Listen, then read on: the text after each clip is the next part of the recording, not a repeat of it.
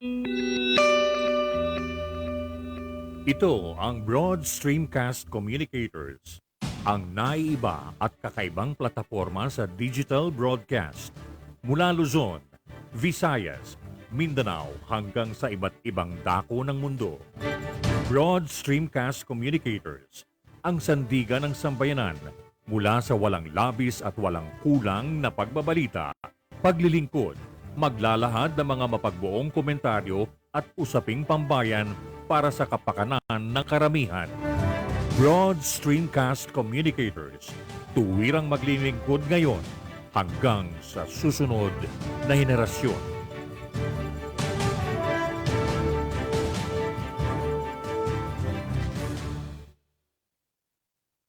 Your Honor, please.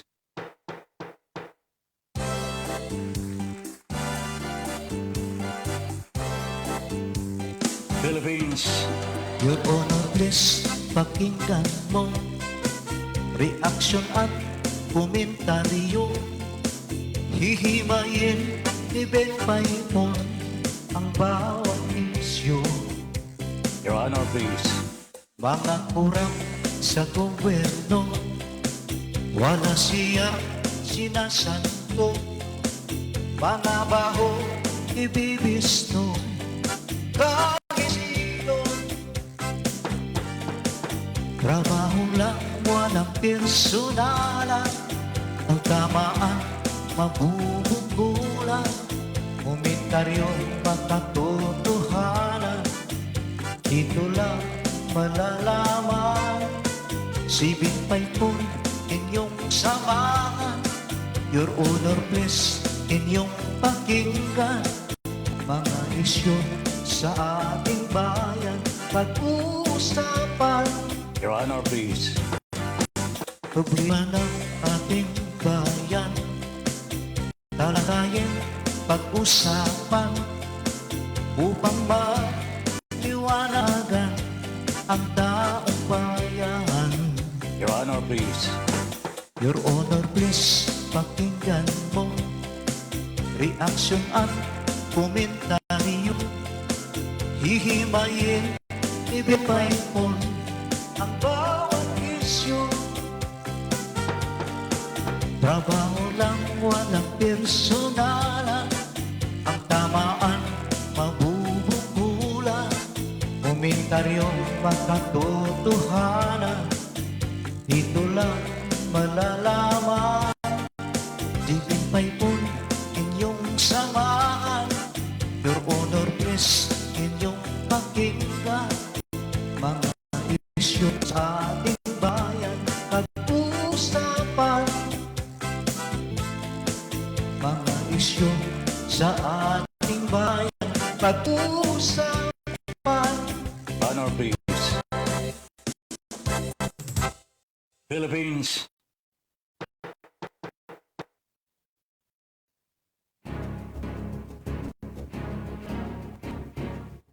Magkaiba man ang ating panaw, hindi tayo mag-away kailanman. Sa dulo, makikita rin natin ang tulay na siyang daan tungo sa pagkakasundo, pagkakaisa, at kapayapaan. Your Honor, please. Ben Paipon, the bridge commentator and broadcaster on board. Your Honor, please. In defense of truth, justice, and freedom.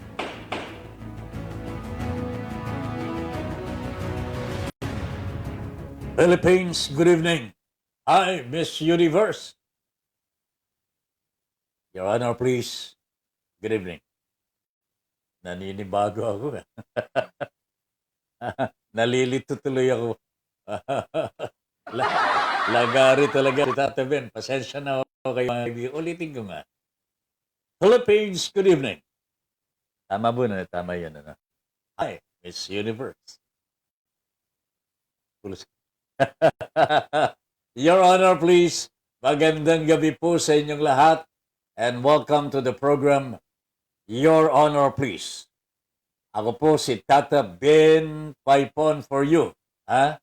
Alas 8 hanggang alas 10 ang ating programa Monday to Friday dito po sa Broad Streamcast Communicators. Welcome to the program at samahan po ninyo ako. Imagine ho natin ang mga issues na nangyayari sa ating lipunan, sa ating gobyerno. And I would like you to give us your own comments, opinion on matters that we discuss in the program. Kailangan ko po ang inyong opinion at ang inyong komentaryo para makakatiyak po tayo na tama po ang ating tinatahak. Ha? Mahirap na po yung mapapariwara ho tayo pare-pareho. We discuss the issues together and we find solutions to the problems at hand. Okay? Alright, mga kaibigan, Benji Alejandro is watching already. Sabi ni Benjo, hataw, walang kapaguran. Benji, nasan ka na? Ha? Alright, mga kaibigan, itong si Benji, matagal ko nang kasama sa Radyo Veritas po, mga kaibigan. Alright, Josephine Roquero, good evening, Sir Ben, happy blessed Tuesday. Keep safe, your family, and your honor, please. Ha? And God bless always. God first. Yan. Lahat po tayo, God first na. Ha? Yan, Gabriel, pinauso nila nito eh. Good evening po, Tata Ben and Miss Universe. More power. Sa your honor, please, stay safe and healthy. God bless us all. God first. Okay? Edgardo Simon. Padre, good evening, Tata Ben. Tila wala si Sammy kanina. Wala ba? I was not able to monitor the program dahil kararating din lang namin ho, mga kapitbahay. Mga kabahagi. Mga kaibigan. Ha? Kararating din lang namin. Kanya hindi ko na monitor. Was he there? O was she not? Anyway, mga kaibigan, malalaman ko yan mamaya. Angelica Paz, happy Tuesday po, Sir Ben Paipon. Your honor, please, and Ma'am Lynn, God bless and more power sa buong BSCC family. Yun, ang ganda. Happy Philippine Queen Centennial. 5 years of Christianity po sa lahat. March 16, 15, 21. Alam ninyo mga kaibigan, mamaya pag-usapan natin itong Christianity. Napakaganda po na ang Santo Papa mismo ang nagmisa para sa Pilipinas. And our own Cardinal Tagle was there in Rome, ang kapitbahay. Kanya natutuwa po ako. Michael Angelo Botochu, kape na. Chairman Mon Samson Manila Bulletin. Kape rin o choco-choco? Alright. Okay? Mercy Ong, magandang gabi po, Kuya Ben and Madam. God bless po. Lilian Gabriel, meron po si Kuya Sammy. 2 hours. Oh, beautiful. Tama, sabi ni Lilian, nandyan po si Sammy kanina. Hindi lang po siguro na monitor ni Edgar. I was not able to monitor the program po kanina sapagkat nasa labas pa po kami. Eve M. Ramos, good evening, Sir Ben. Madam Lynn, your honor, please. Good evening, Eve. Mon Samson, Manila Bulletin. Wow, kape na. Partner, gandang gabi po. And I appreciate your liking the program. Maraming salamat po. Okay? Lagi po kayong binabanggit ni Michael. Alright, mga kaibigan, si Eve Ramos is also greeting us and we also greet you, Eve. Magandang gabi po sa iyo at sa iyong pamilya sa Pilipinas. Incidentally, Eve, are you okay already? Okay ka na ba? You were in the hospital for a while, di ba? Okay ka na?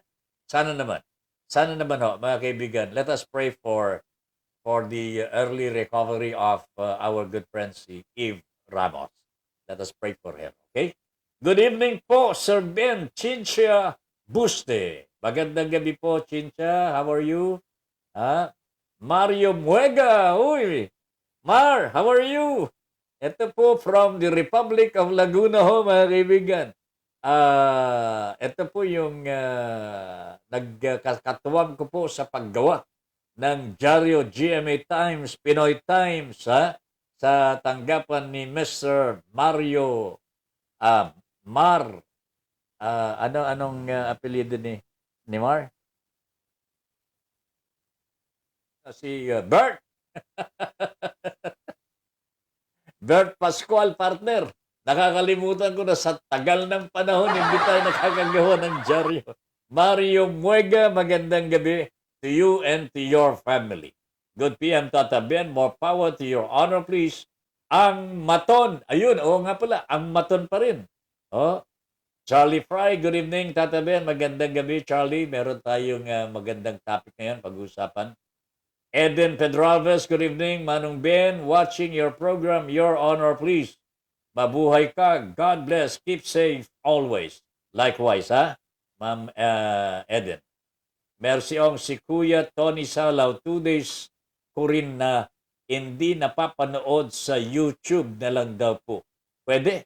Mas maganda nga po sa YouTube po, mga kapitbahay. No? Sa YouTube, pagka nanood ho kayo doon, yung bang medyo matagal-tagal ng konti, registered as one vote ho yan. Pero gusto niyo naman, gusto niyo para dumami po ang likes namin. Pwede niyong panoorin for 10 minutes. Mamaya ng konti, pwede rin po. Hindi ba ganon? O sige, hindi ra po ganon. Pero sinubukan ho, mga kaibigan. Nanood ako ng for 5 minutes or maybe 10 minutes. 10 minutes na lang. Tapos pinatay ko po. Nag-register kagad yung one vote eh. So, kung manunod ulit ako siguro, another vote yun. Anyway, mga kaibigan, bahala na po kayo. I hope that you will support us in our endeavor ho, mga kaibigan. Mapalago na po natin ang ating listenership at makapagsimula na tayo magkaroon ng mga public service sa ating po mga mamamayan. Patas Balita! Gandang gabi, partner. How are you? Hero Robregado, my friend, how are you? You missed your jacket, but I know that your jacket was not for you talaga. So it was for me and somebody else. Yan ang pasalubog sa amin kanina doon eh. Partner, Ricky Tusoy, magandang gabi, pre. How are you? Okay. Mga kaibigan. Tonight, tignan muna natin yung COVID. Okay? Itong COVID po natin, mga kaibigan, hindi po humuhupa. At ang sabi po ng Okta Research, kung hindi po humupa dito sa Metro Manila, abatan po ninyo sapagkat ang COVID cases dito po sa Metro Manila could reach up to 11,000 COVID cases per day. Hindi na po biro ito, mga kaibigan. Hindi na po biro yan. 11,000. Dati-rati medyo bumaba. Hindi naman po tayo tumataas ng 5,000 a day. Pero ngayon, nandito na tayo sa bilang na yan. At kapag hindi ra po tayo nag-iingat-ingat at sumunod sa mga health protocols at mga alituntunin ng ating pamahalaan, malamang na aabot sa 11,000 ang COVID cases per day. Hindi po natin alam kung ano itong virus na ito. We do not even know whether this is UK virus or South African virus or Brazilian virus. Meron pong isa pa. Meron pang isa. Filipino virus, mga kaibigan, mas matindi raw po ito sapagkat it deals with corruption. Dito lamang po ako nakakita ng isang virus, mga kaibigan. Ang kakampi mga corrupt government officials. Demonyo talaga ho. Virus na naging demonyo pa. Tandem, Joe Plasek, Kuya Ben, gandang gabi.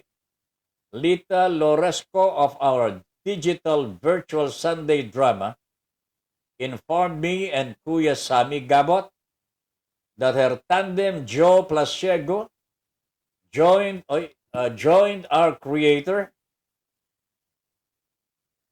has joined our creator. Ibig sabihin, bumigay na. We are extending our deepest condolences to the family of Kuya Joe Plasiego. As per our conversation with Sammy Gabot, we hope and pray that Kuya Willie Espiritu can assist or help somewhere. Bakit? Okay. Anyway ho, mga kaibigan, last Saturday po yata, bago po kami nagpunta sa ating General Assembly meeting, Sammy Gabot made it sure first na si Joe Plasiego po ay makuha po ng ambulansya at dalhin sa ospital. Through the efforts of Sammy, nangyari po yan, mga kaibigan, sa pamagitan po ng alkalde ng Bacoor, Cavite, Congressman Lani Mercado. Nagtawagan po kami, mga kaibigan, Tony Salaw, Sammy Gabot, and then Lita and myself po, mga kaibigan. Our concern was to bring Joe Plasiego to the hospital. Nangyari po na napadala po sa hospital, but nakauwi din po sapagkat wala naman pong COVID. Wala naman pong... But he had pulmonary infection, mga kaibigan. Pero pinauwi po ng doktor without without a waiver. That means so, mga kaibigan, kaya.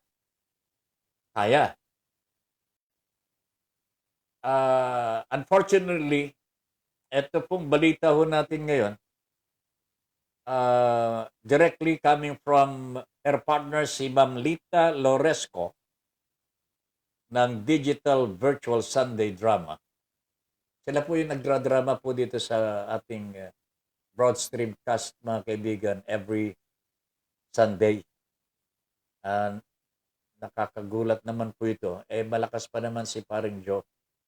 Mga kaibigan, in behalf of broad streamcast communicators, may I ask our viewers and listeners to please pray for Joe Plasiego and his family para malampasan po nila ang anumang kalungkutan at hinanakit sa kanilang mga puso sa pagpanaw ni Mr. Joe Plasiego.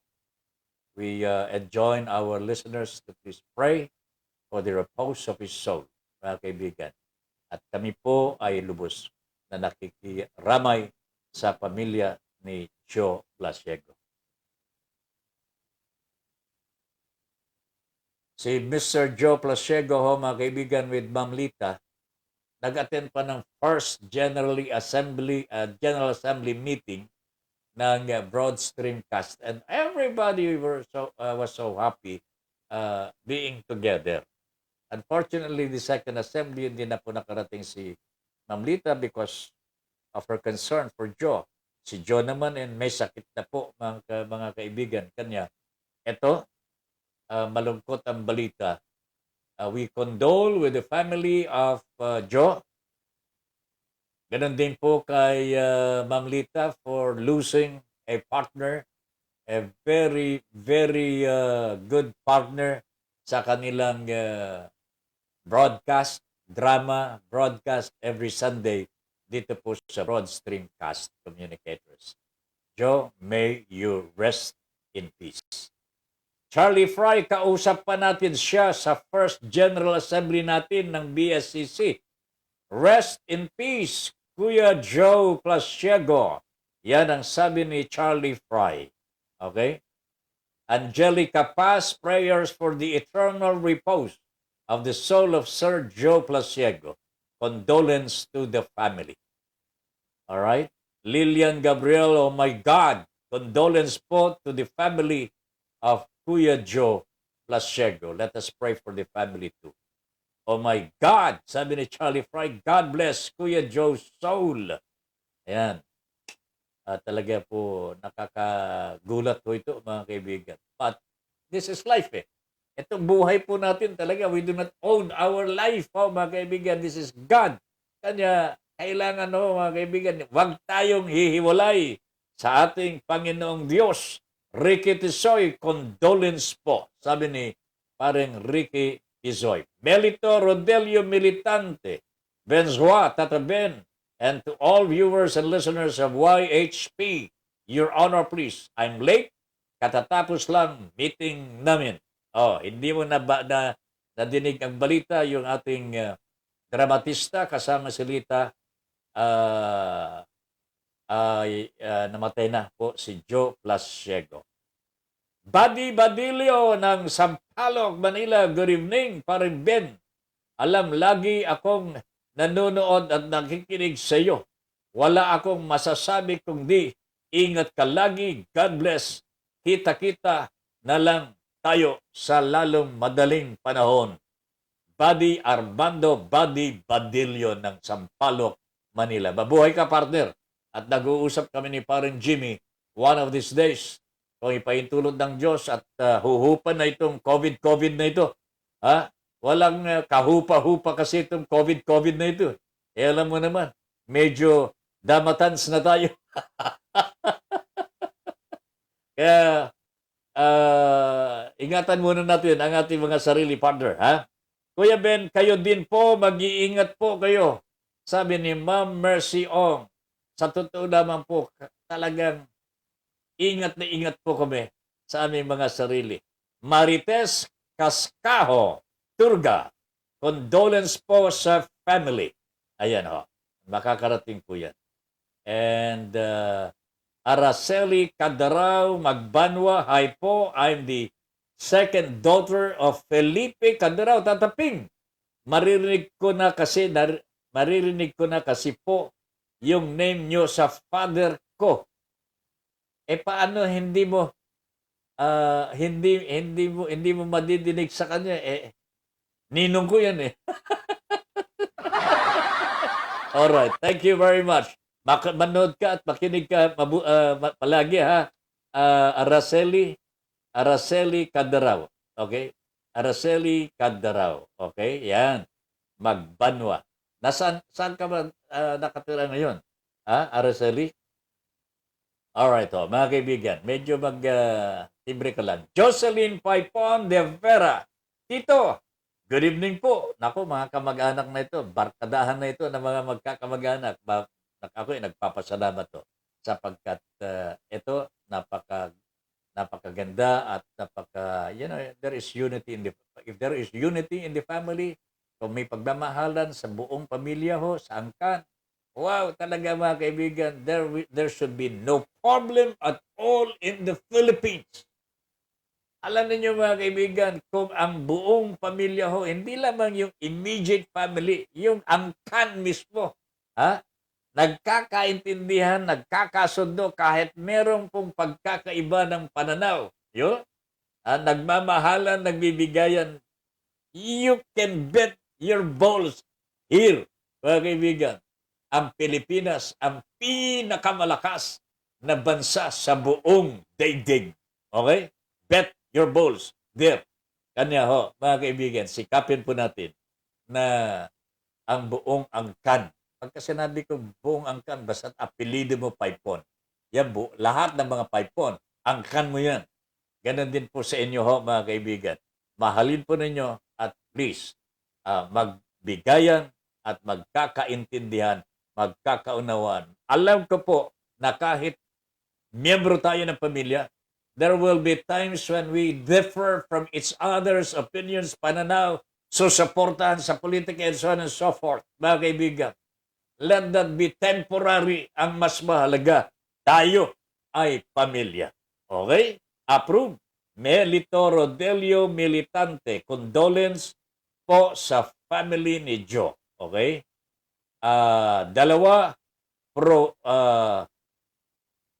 program mo, pre. Dalawa, program mo, pre. Sabi ni paring Tisoy. Dalawa lang naman eh. Kayang-kaya, Padre. Dalawa lang naman. At nagpaalam naman po tayo sa Broadstream Cast Communicators, sa ating mga kasama sa Broadstream Cast Communicators, mga kaibigan. Naintindihan naman po tayo sapagkat kailangan daw po tayo sa estasyon na ito, sa Radyo Pilipino. 3:00 po ng hapon ang programa po natin doon. Yung format doon, parang ganun din po dito sa atin. No? Pulsong Pinoy. Yan. Pulsong Pinoy. Dahil nga lamang, medyo nagkakabulol-bulol ako doon sapagkat hindi ko pa masanayan yung kabahagi. Gusto nila, ang tawag namin sa inyo ay kabahagi. E di, practicein ko na rin dito sa ating Broadstream Cast Communicators. Pero alam ko dito sa atin God first. Okay. Anyway, mga kaibigan, I wish that you could also watch the program in the afternoon kung meron po kayong mga panahon at meron kayong yung bang chance na mapanood, i-like na rin po ninyo, i-share ninyo yung page mismo. Okay? Yung page mismo. Okay? RadyoPilipino.com. Yan po. Okay? Areglado ho. Ricky, pati ikaw manunod ka dyan. Condolence po sa family ni Sir Joe, sabi ni Josephine Roquero. Dito po kami sa San Juan City. Dyan po kami tumagal ng ating Kuya Ambil. Diyan sa San Juan City. Doon po sa simbahan, ano bang simbahan na ng mga Dominican priests. Okay? Eva Ramos, my deepest condolence to the family. Okay? Makakarating na po yan. And good evening po, Kuya Ben. Condolence po to the family. Ayan. Sinong ano nun? Okay? Si Araceli Candaraw Magbanwa, always po ako nakikinig sa inyo. Kahit lang sa radyo pa kayo. God bless po. Ay ba, galing Araceli, I hope we will meet each other sometime. Okay? Sino ito? Ako po tatabihin mga militante, madaming kamag-anak nationwide. Mga militanteng manggagawa kapag kamag-anak ko lahat. Hoy, Melito, delikado na yan. Kung yung mga kamag-anak mong militante ay nasa gobyerno, naka-red tag na yan. Pag-uusapan natin ito ngayon, mga kaibigan. The red tagging ng DILG in a memorandum sent to all regional directors of the DILG. Tama po ba, mga kaibigan, na yung mga miyembro ng Courage, Confederation for Unity, Recognition, and Advancement of Government Employees, yun po ang Courage, at ACT, ito po yung samahan ng mga union, ng mga teachers po, mga kaibigan. Ni-red tag na ho yan. Meron na pong taguri ng DILG sa pamumuno po ni, hindi po si Secretary Anyo, mga kaibigan, ang nag-issue po ng memorandum, walang iba kundi itong Assistant Interior Secretary. Assistant lang ito, hindi Undersecretary. Assistant lang ito, mga kaibigan. General, ito, problema lang natin. General ito. Militar na naman, mga kaibigan. General Alexander Macario for Public Safety and Security. It-tagged, ito mga kaibigan, it-tagged Courage and ACT as terrorist groups and warned of their infiltration of several government offices. Wow! Ito tatalakayan po natin ang buong buo ngayong gabi ito, mga kaibigan. Sapagkat may pinagmamalaki itong si General Macario Kasi general nga naman ito, mga kapitbahay. Kung mo general ka na ba, lahat ng sasabihin mo okay sa taong bayan. Etong masakit ho mga kaibigan, kung sila ay may baril, kung sila po may yung ibang may hawak nakakamatay. Wala silang kinatatakutan kahit sa yung sasabihin ho nila sa taong bayan hindi totoo. It appears it's true. Katulad po ng ginagawa nila sa mga aktivista sa Calabarzon ho mga kaibigan. Lumalabas na ngayon, lumilitaw na po na yung kinasuhan po nila ng mga firearms and explosives, hindi na, wala pong kakayanan bumili ng mga baril. Pero para sila po ay hindi makapag-bail. Hindi makapag-bail, kinasuhan po sila ng no bail. Illegal possession of firearms and explosives po, non-bailable po yan. Ay, nako talaga. Halos hindi na ka po makabili ng sardinas pang ulam po. O kung makabili man po ng sardinas, maghapon ng ulam ho yan, mga kaibigan. Pagkatapos tatanman man mo ng baril, 45 ano ba yun? MO3? Diyos ko po, ang high caliber firearms, may granada pa po. Saan sila kukuha ng pera pambili ho niya? Lahat po ng mga hinuli ho nila na hindi pinatay, kinasuhan ho with illegal possession of firearms. Nagtanim po. Magaling pala magtanim itong mga pulis ho, mga kaibigan. Bakit hindi sila magtanim ng palay? Hindi bala ang itatanim ho, mga kaibigan. But as usual, the Philippine National Police would cover this up. Ipagpipilitan ho nila yung kwento ng kanilang mga tao because it is a state's policy now, mga kaibigan, to red tag. Pagkatapos mananakot. Kung hindi matakot, pinapatay.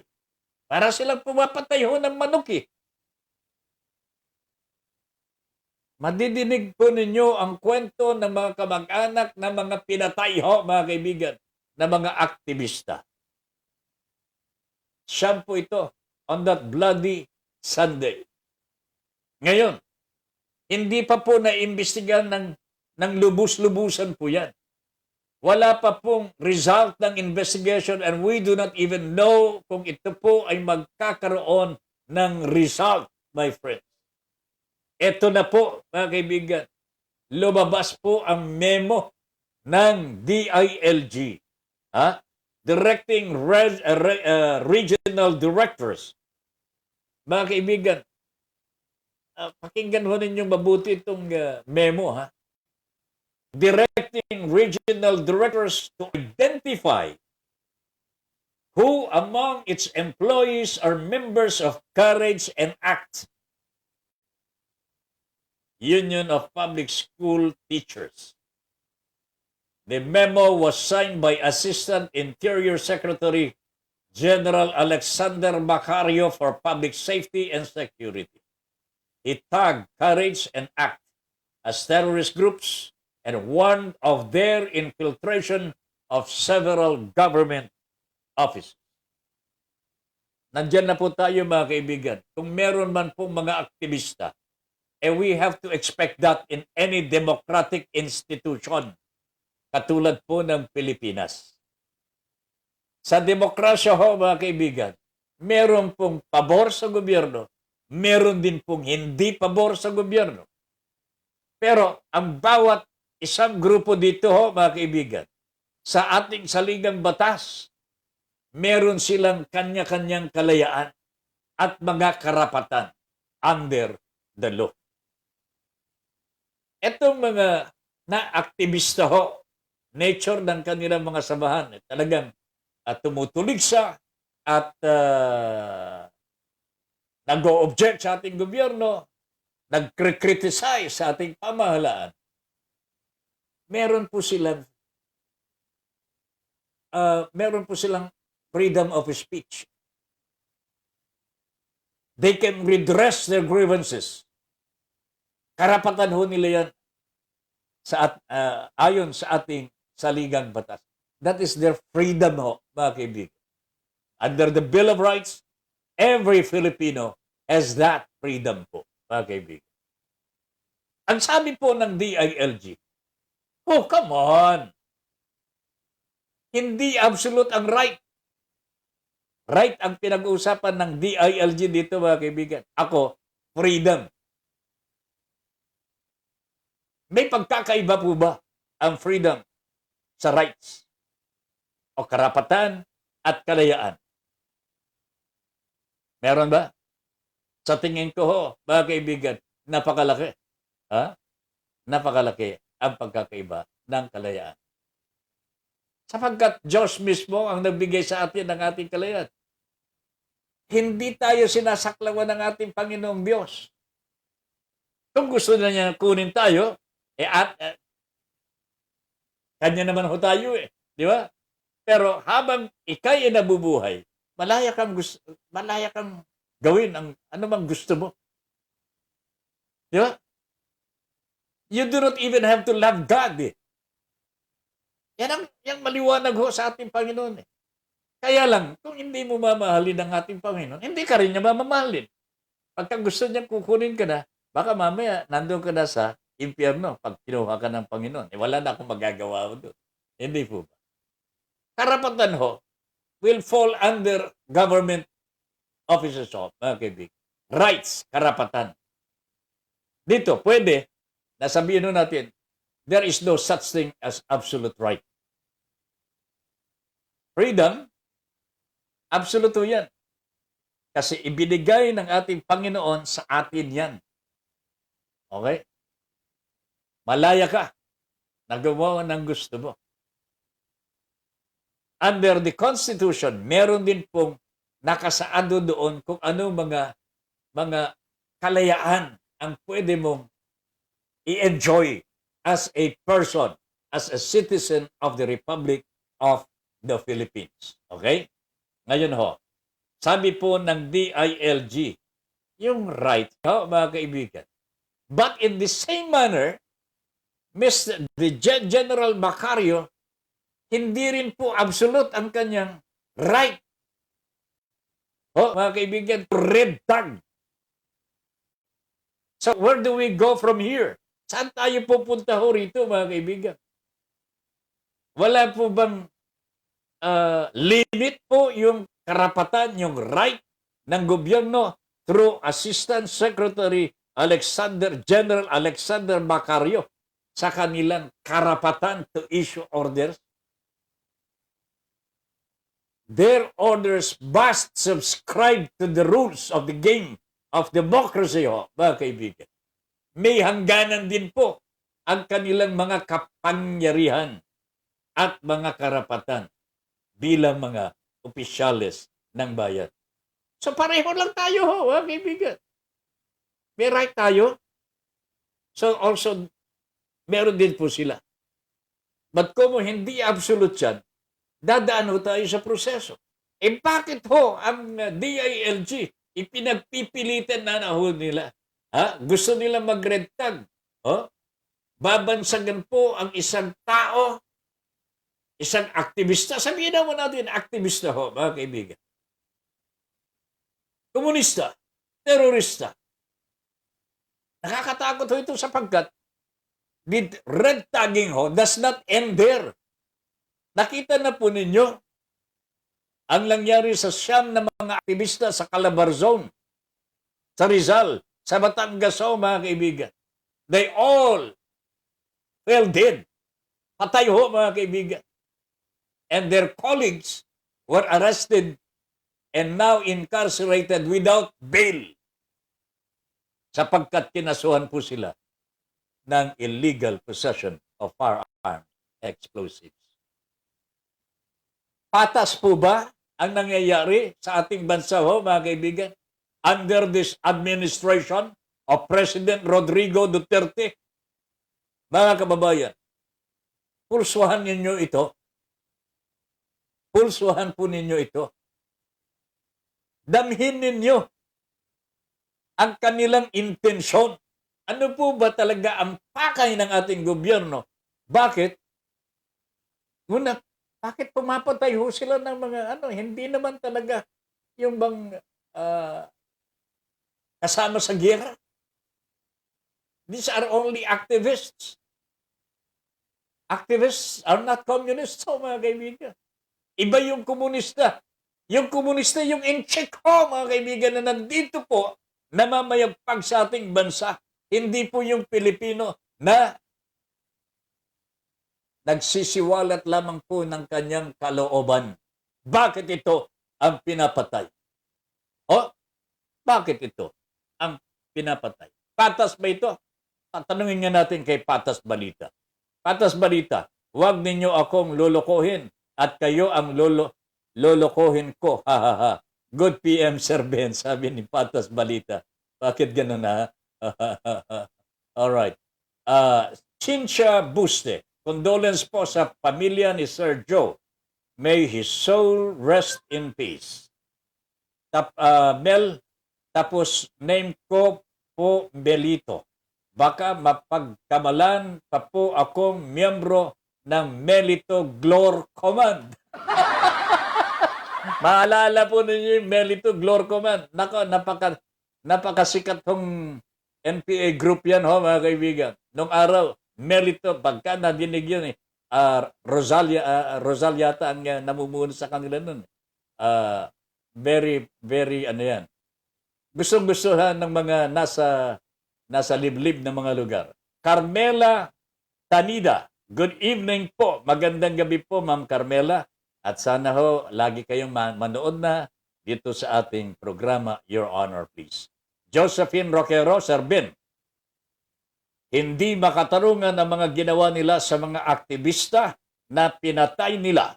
Siguro natatakot sila mabisto ang mga katiwalian nila sa gobyerno. That's another story. Because this is what the activists are trying to tell all the people of the Philippines.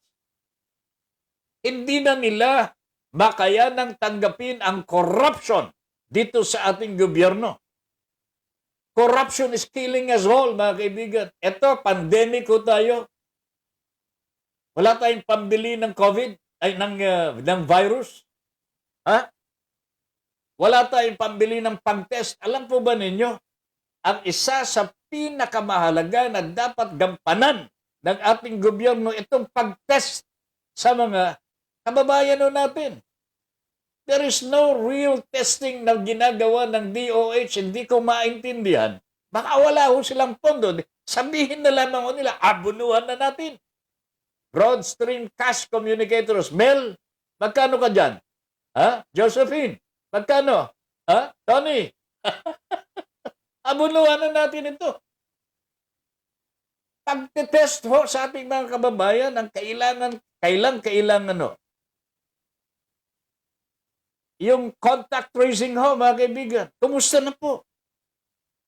Bakit wala ng budget ho dito? 500 million ang ibinigay ho. Kamakailan lang. Wala na. Humihingi na naman daw sila ng billion ho, mga kaibigan. Saan dadalhin yan? Di wala tayong nakitang tracer eh. Tracer. Tracer. My God. Hayop talaga. Car Roger Rosal. Di ba? Melito Glor Command. Sabi ni Benji Alejandro. Barkada ni Benji Alejandro ito, mga kaibigan. Si Melito. Kung buhay pa po siguro si Car Roger ho, mga kaibigan. At alam ng militar na si Benji ay barkada niya. Baka hinuli na. Sa ngayon, baka pati si Benji hinuhuli na. Pero kami ho noon, mga kaibigan, wala naman pong ganyan eh. Sa totoo lang, kami po noon sa Radyo Veritas, nakakausap po namin ng mga yan. Katotohanan po, yung reporter ko, si Paul Cagiat, kilala ni Benji ito. Magaling kumanta at marunong maggitara ho. I-interviewin po niya si Car Roger sa kabundukan sa Sierra Madre ho, mga kaibigan. Pinagdala po namin siya ng gitara para aliwin itong si Car Roger ho, mga kaibigan. ay hindi lang aliw ang ibinigay ni Paul Caguiat, pati gitara ho, mga kaibigan, ibinigay ni Paul sa grupo nila Roger Rizal. But during those days, mga kaibigan, there was understanding. Sige, mag-rebelde ka. Okay, okay. Kalaban mo ang gobyerno, kakalaban mo talaga ang gobyerno, no? Magkapatayan, siyempre, matira-matibay. Pero mga aktivista ho, mga kaibigan, hindi po ginagalaw. Of course, may kanya-kanyang loyalty na yan. May aktivista na loyal sa mga militar. Meron din aktivista na loyal sa mga pangalan nito, sa mga rebelde ho, mga kaibigan. Grupo-grupo na ho yan eh. Pero hindi po ginagalaw sapagkat meron pong provision sa ating saligang batas. Activism is not communism. Yan. Sana ho, ito po ay isaalang-alang ng ating mga miyembro ng militar at kapulisan na wag naman pong gawing manok o baboy ang ating mga kababayan ho, mga kaibigan. Can you imagine ang pinupuntirya ng pulis, yung talagang walang-wala sa buhay, yung mga katutubo. Katutubo ho, karamihan sa pinapatay, inaaresto ng ating gobyerno at tuwan-tuwa ho sila. Pagka nakakalaboso, nakakulong yung isang katutubo. Hindi nila alam na natutuwa yung katutubo, makulong ho siya. Meron siyang libreng pagkain na, hindi na siya mangangahoy, magluluto sa pamagitan ng darang ng kahoy. Pero mga kaibigan, this is very, very unfortunate. Kung sino po ang walang-wala sa buhay, yan pa ang inaagrabyado ng ating kapulisan. Pero meron pong kulatilya ho dyan. Hindi gawa ng pulis lamang po ito. Hindi gawa ng militar lamang po ito. Udyok ito ng ating gobyerno sa ngayon. And that means the President's command. Yan po ang sinusunod ng mga pulis. Sinusunod ng militar. Sir Ben, patas balita. May batas ang Pilipinas para sa tao, ngunit binabali din ang mga mambabatas ang kanilang panukala. Paano maisadula na nasaan ang patas, no pay, paglilingkod, mga unggoy? Di ba, Sir Ben? Nagagalit din si Patas. Hindi na patas ang kanyang komentaryo. Ay, talaga naman, Patas. Hinahon ka lang. Okay? Okay. Joel Lowanson is watching. Ayan. Ito'y manugang ko ito. Ha? Tama po ba yun? Tama ba yan? Manugang. Alright. Kumusta ang pamilya? I'll see you tomorrow. Okay? Magkikita tayo bukas. Alright. Mga kaibigan, gusto ko lamang pong balikan ho itong memorandum ng DILG. Masyadong malupetik ito ho, mga kaibigan. Masyadong malupetik itong memorandum ng DILG. Nagkasakit lamang po si Secretary Anyo kung ano-ano nang lumalabas sa DILG. Bakit hindi pakialaman ang COVID or pandemic sapagkat ang pandemic po ay hindi humuhupa. Sabi nga ho natin lumalala po ang virus na ito. Bakit po nagdadagdag ang DILG ng panibagong virus na magpapalungkot sa taong bayan ho, mga kaibigan? What is in the head of these people in the government of Mr. Duterte? Ano ho? Sa tingin ho ninyo, mga kaibigan? Hindi ako, hindi ako tumututol ho, mga kaibigan. If there is actual fighting, yung labanan sa bundok, halimbawa, mga kaibigan, nanggugulo ang mga NPAs, nanggugulo ang mga rebelde, nilusob ng mga militar. Walang problema ho yun, mga kaibigan. Tagapagtanggol ho natin yan eh. Pero kung pumapapatay ho sila ng walang kalaban-laban, kasiraan lang ulo ho yan eh. Bakit mo aawayin yung walang laban? Wala kang bayag ho. Pagka ganun. Hindi ka totoong militar. Hindi ka totoong pulis. Kinakalaban mo ang walang laban. Ano ka? Baka pagka naging presidente si Manny Pacquiao, ha? Baka sabihin sa'yo, "Hoy, sumunod ka sa batas ng boxing." Huwag mong lalabanan ang hindi mo ka-weight. O, di ba?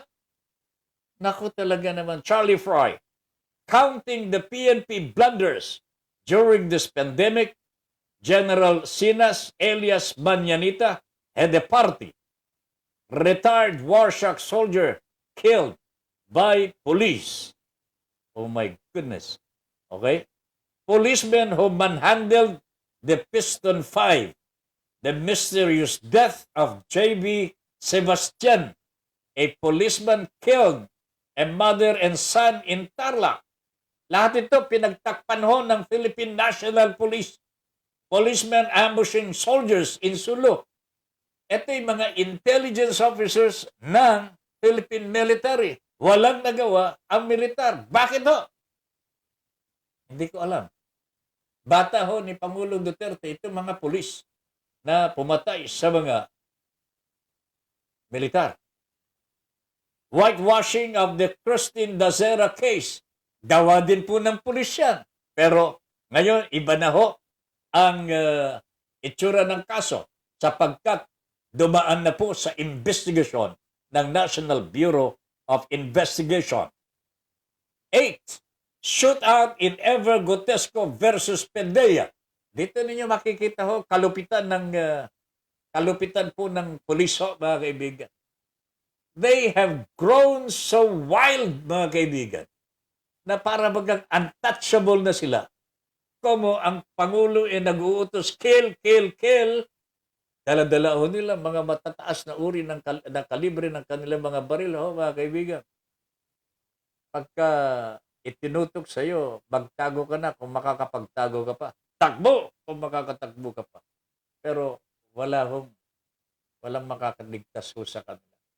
Ambush of Calbayog Mayor Ronald Aquino, ho, mga kaibigan. Hanggang ngayon, may COVID kasi si Sinas, mga kaibigan. May COVID. Sabi nga ng iba, sana hindi ko na itutuloy. Ambush of Calbayog Mayor Ronald Aquino.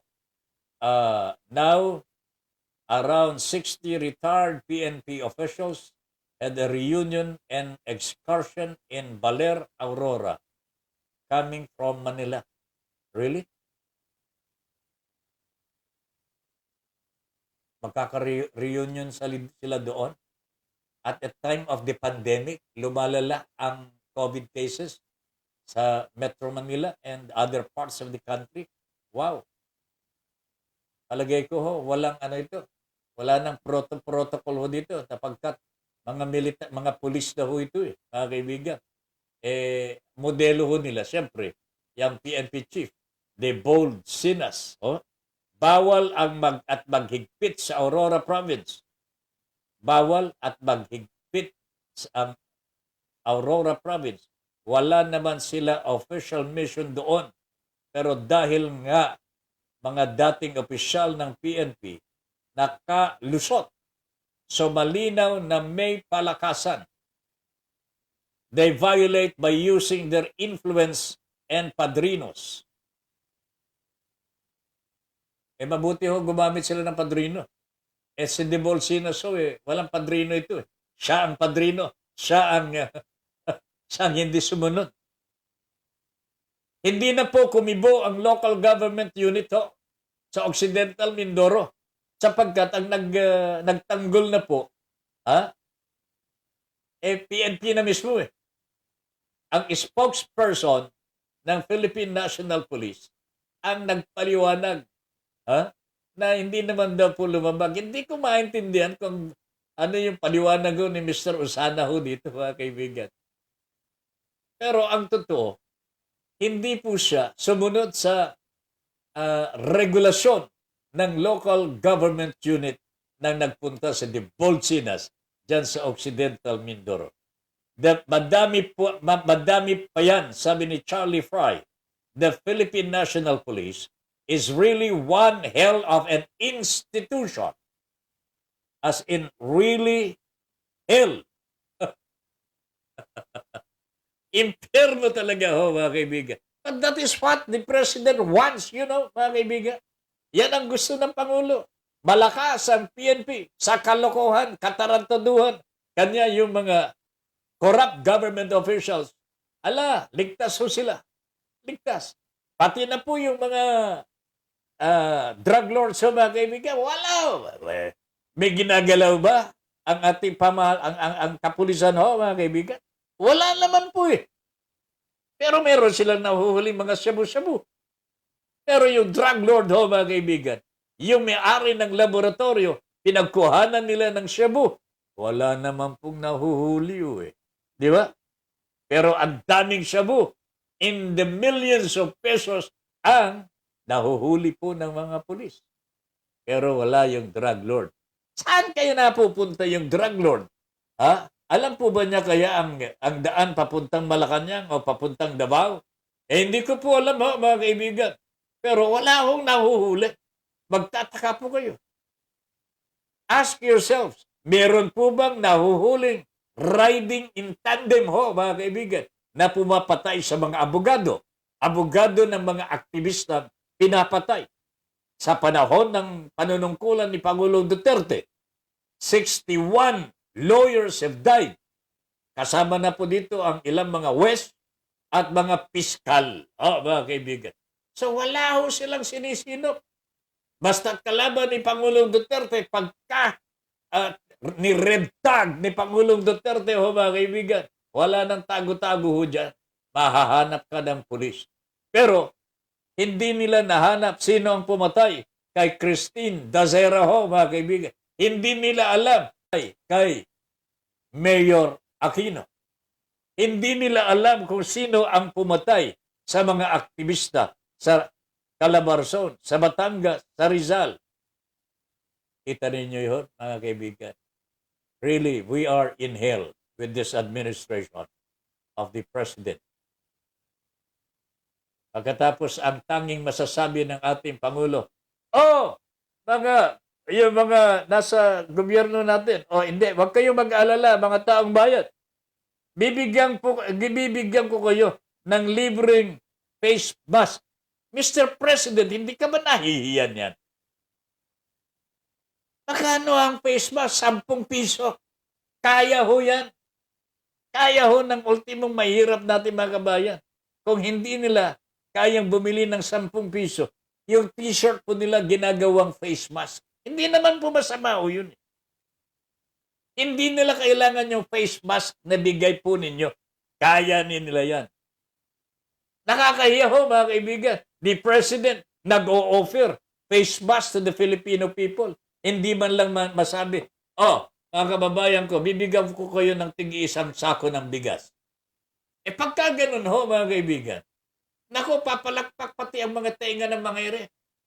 Pero face mask, ipagbabalaki po ng Pangulo natin, nakakahiya. Diba? Nakakahiya ho talaga ho, mga kaibigan. Mabuti na lang. Ano pa kayang i-offer ng Pangulo? Ha? Ano kayang ituturo po ng ating Pangulo? Pagmumura. Diyos ko po, mga kaibigan. Asikasuhin po ninyo ang bakuna po sapagkat ito ang sagot po natin sa virus.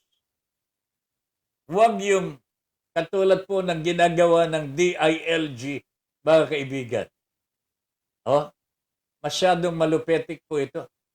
Nasa pandemic po tayo.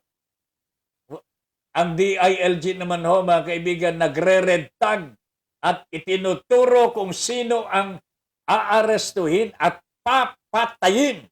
Mga kaibigan, under the anti-terror law na hindi pa po inaaksyonan ng Korte Suprema. They are still on the oral arguments of the anti-terror law, mga kaibigan. Ito na po ang umiiral, anti-terror law.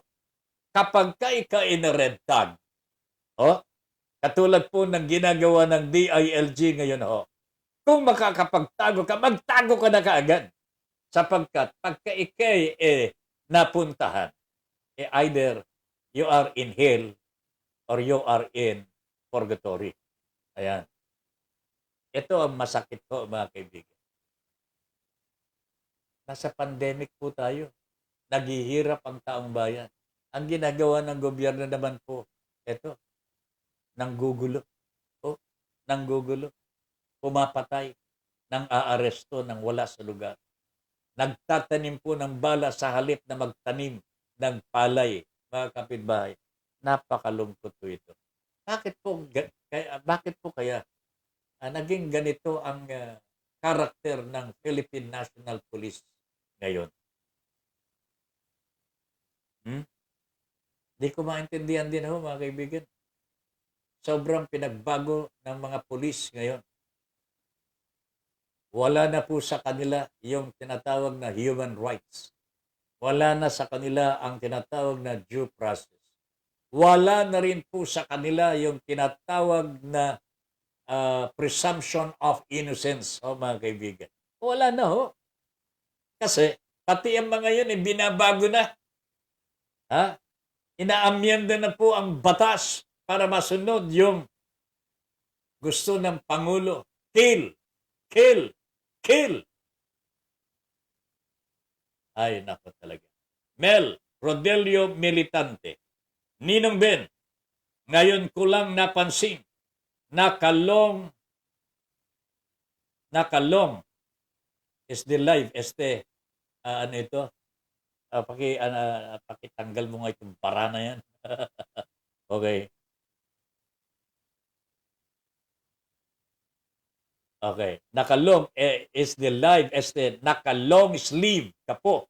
Pala. Kaya po pala, gandang lalaki mo ngayon. Papasko po. Ito yung kasuotan ko kanina nung nag-broadcast po ako sa kabila. Kanya dumating ako sa bahay, medyo mag-aalas 8 na. Hindi na ako nakapagbihis. Dire-diretso na ito. Mamaya na lang ako maligo ulit.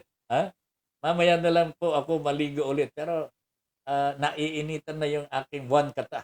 Mabuti na lang ilan ba itong air condition dito sa bahay? Wala akong mabilang kasi wala akong makitang aircon. Nagbibilang sana ako ng aircon. Wala akong mabilang. Wala pala kaming aircon. Naku, Panginoon ko po. Okay. Charlie Fry. I know there are many good cops around, but apparently they are powerless and they cannot speak out. Either they get terminated or placed into retirement, accused and charged by manufacturing lies and evidences, and the worst, getting killed by their own kabaro who see them as an obstacle in their underground operations. The PNP is being led by some hungry killers, despotic and corrupt generals, or allied and sip-sip with Duterte. No matter what they do, they are being coddled, retained, and even promoted, provided they follow the orders of one man. Never mind the law.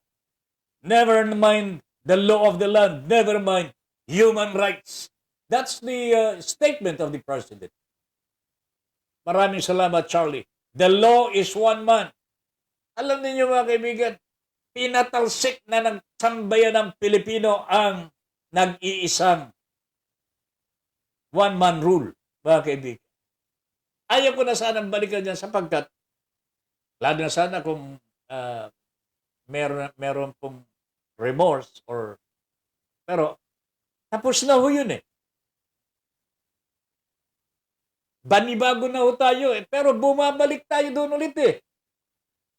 Taong bayan ho, mga kaibigan, gumising po tayo at tignan ho natin kung ano ang nangyayari sa ating buhay ho.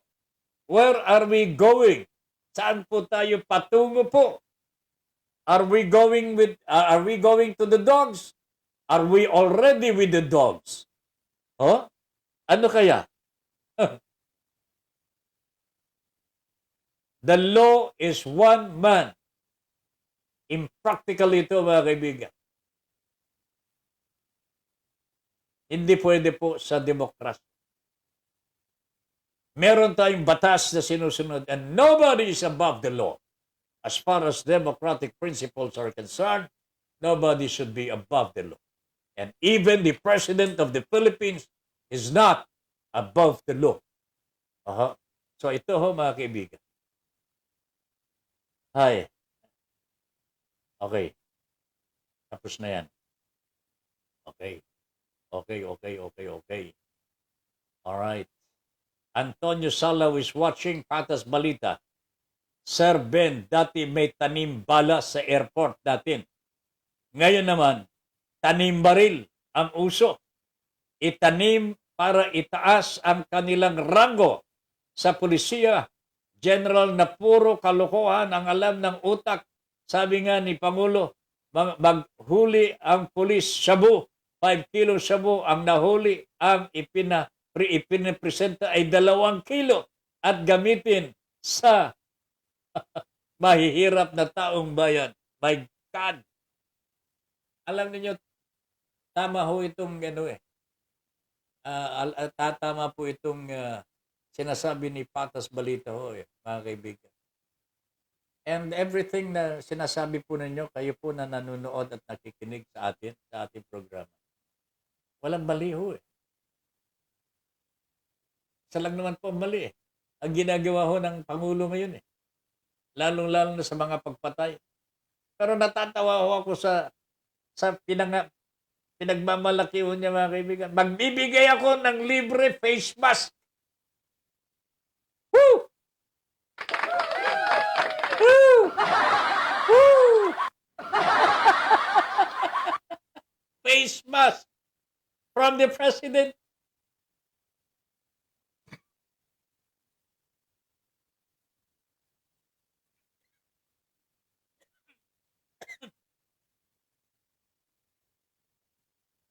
Face mask from the President. Jesus Christ. My goodness.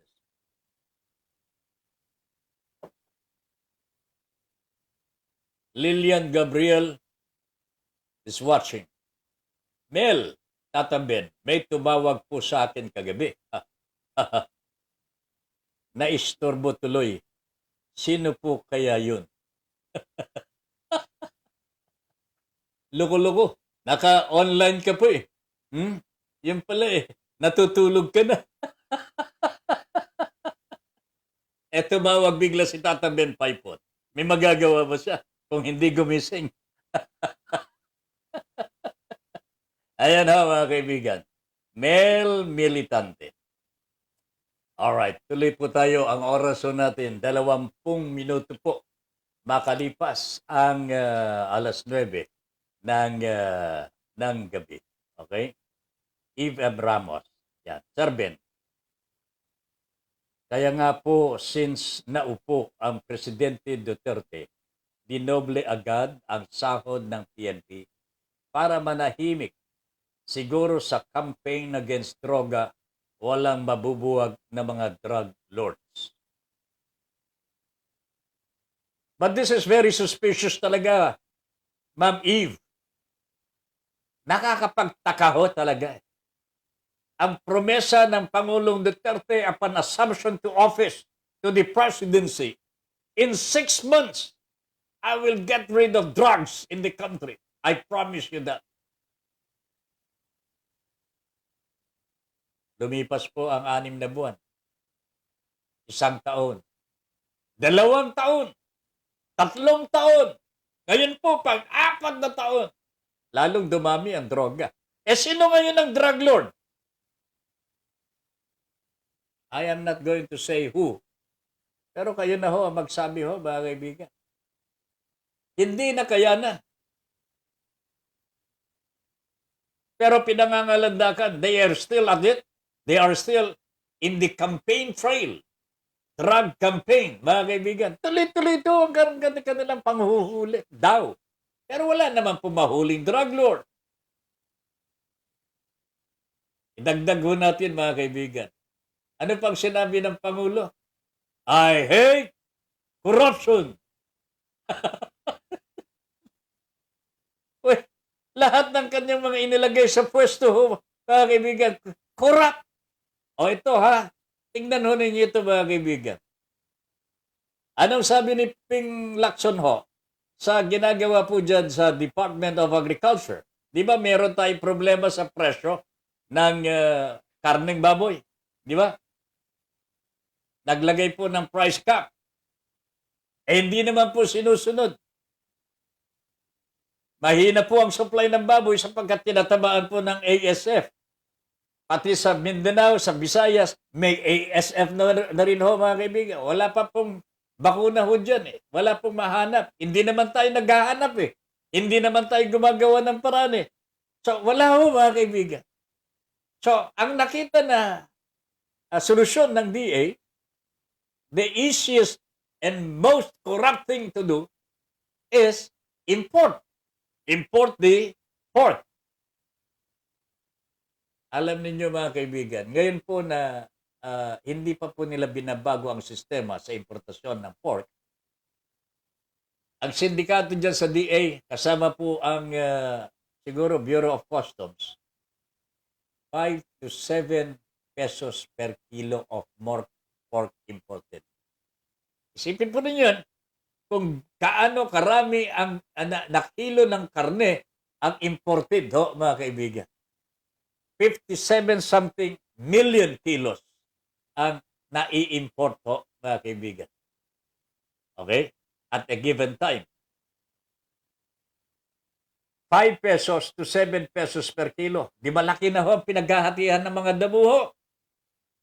Matagal na ho panahon yan. Inabot po yan ni William Darho, mga kaibigan. Meron po siyang ginawa. Ala, siyempre makikinabang din. Lahat po sila dyan. Hindi ko, wala. Siguro yung mga hindi nakakatanggap, talagang wala silang papel sa DA sa importasyon. Pero lahat po na may kinalaman sa importasyon ng karneng baboy, ay meron pong natatanggap. Mataki nun yung 5 to 7 pesos per kilo of imported meat product. Eh ngayon ho, mga kaibigan, from 50 million kilos, ito na. Kasi ito ang recommendation ni DA William Dar sa Pangulong Duterte. Pagka naaprubahan po ito, mga kaibigan, malamang yung sinasabi ni Ping Lacson, na 6 billion tongpats, mga kaibigan, mangyayari na ito. Mapupunta po sa mga sindikato dyan sa Department of Agriculture. Sapagkat alam po ba ninyo kung gaano kalaki ang increase sa volume of importation, mga kaibigan? From 50 to 400 million kilos of pork iimporta ho, mga kaibigan. Sino makikinabang ho dito? Mga ag-raisers? No. Ang makikinabang ko dito, mga kaibigan, definitely, yung mga importer. So, sinong tinulungan? Importer ho. Bababa po ba ang presyo ng karne sa palengke? Hindi po. Pero kumikita na ho sila. 6 billion pesos ho, mga kaibigan. Tumataginting. Bawat importasyon. Grabe na talaga. Meron bang hinuli na ng ating Pangulong Duterte ho sa kanila? Ala ho eh. Kanina po, kausap ko ang DAR, ang Department of Agriculture, Undersecretary William Mercado. At sinasabi niyang meron naman po silang solusyon sa ASF. Kasi sabi ko sa kanya, Undersecretary, kapansin-pansin po ito, pero I know, you know this, that the main reason why there is undersupply of the pork now, tinamaan po yung mga hog raisers ng ASF. Di ba? Opo.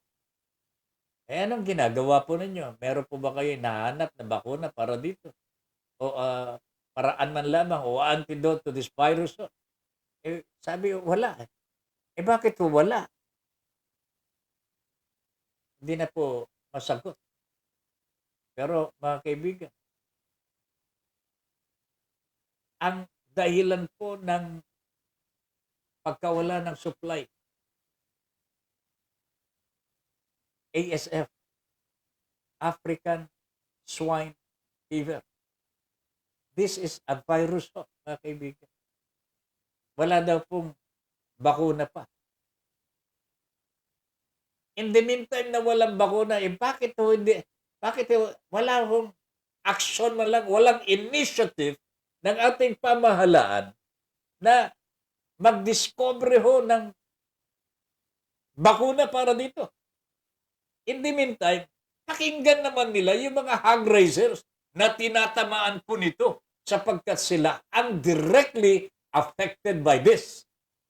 Pero bakit ho ang pinupuntirya ho ng DA, itong mga importers, payayamanin pa, ang lalong mayaman na ho, mga kaibigan. Ito ho ang nakikita ko mali sa administrasyon na ito ng Pangulong Rodrigo Duterte. I'm sorry ho, mga kaibigan, pero very clear. Kitang-kita ho ninyo ang kawalang puso ng administrasyon na ito ng Pangulong Rodrigo Duterte. No wonder, nagkaka-COVID na ho sila. We are not praying for this.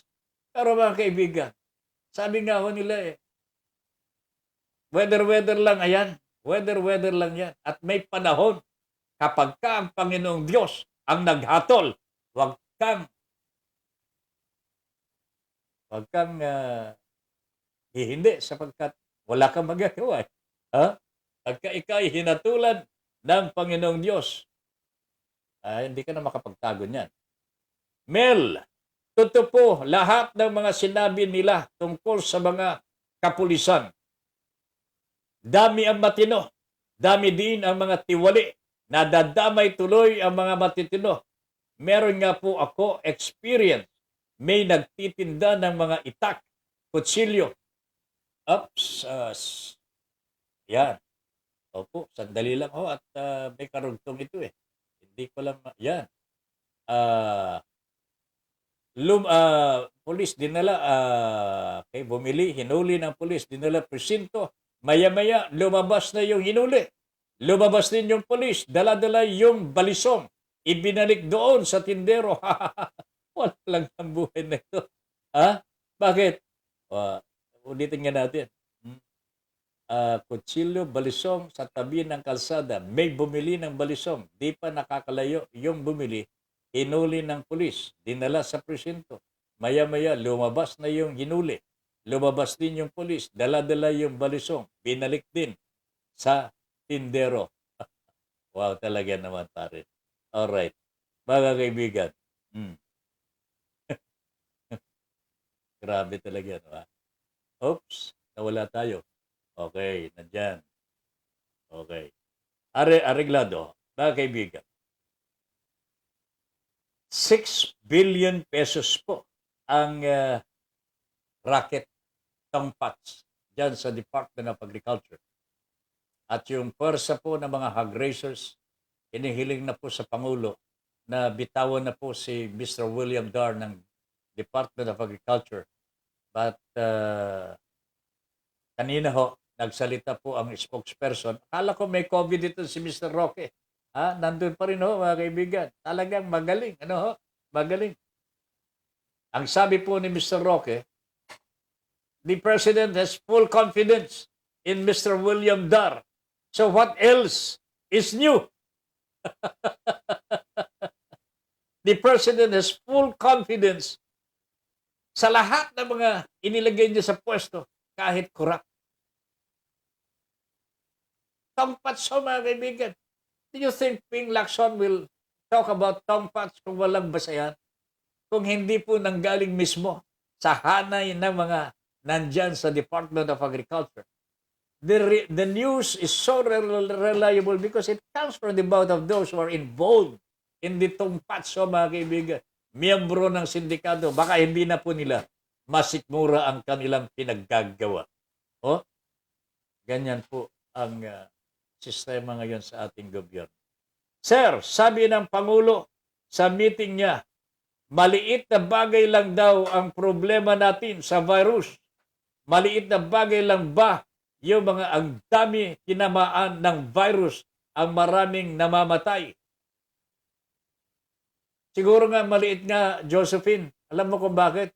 Kasi ang ibibigay ni Duterte lang, face mask. Charlie Fry, pag nangangailangan kayo ng tulong, andyan kami. Hindi nga lang madali. Duterte kagabi sa kanyang press con. Tapos pag naunahan sila ni VP Leni sa pagtulong, nagagalit sila. Nakakatawa nga talaga ang gobyerno natin, mga kaibigan. Vice President Leni Robredo simply doing her job as Vice President sa abot ng makakaya ng budget po niya na pinamaliit ng Kongreso sa utos ng Pangulong Duterte din. Naiinggit pa ang Malacanang. Yay Marquez, Vey Marquez. Pan mo nga ito. Failure ang drug campaign. Very true. It's a failure. It's a total failure, mga kaibigan.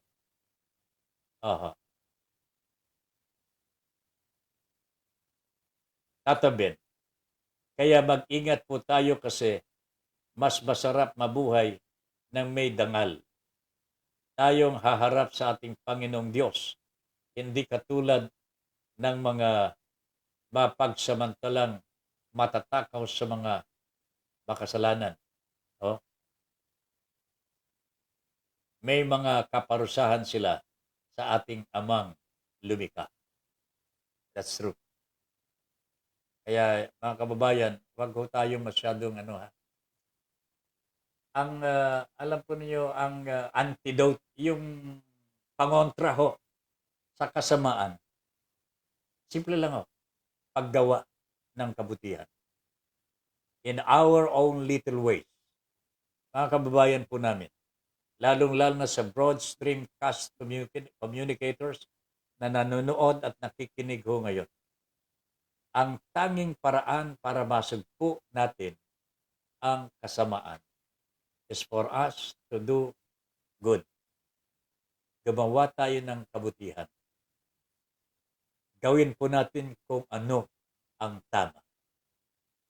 We do not have to kill as the President wants to do. Hindi po tayo dapat pumatay ng ating kapwa. All we have to do is to do good to our neighbors, to those who are in need. Alam niyo mga kaibigan, tuwang-tuwa po ako at talagang grabe ang saya ko pagka nakikita ko ang isang mahirap na kabayan natin na padaan po sa may gawing abenida mga kaibigan. Nakakalabas na naman po kasi ako May nakikita ako mga napulubi na talagang walang-wala na talagang gutay-gutay na yung kanilang mga kasuotan. Ito dumadaan po ang isang maralita po Kitang-kita mo naman kasuotan po niya at dala-dala niya, paninda.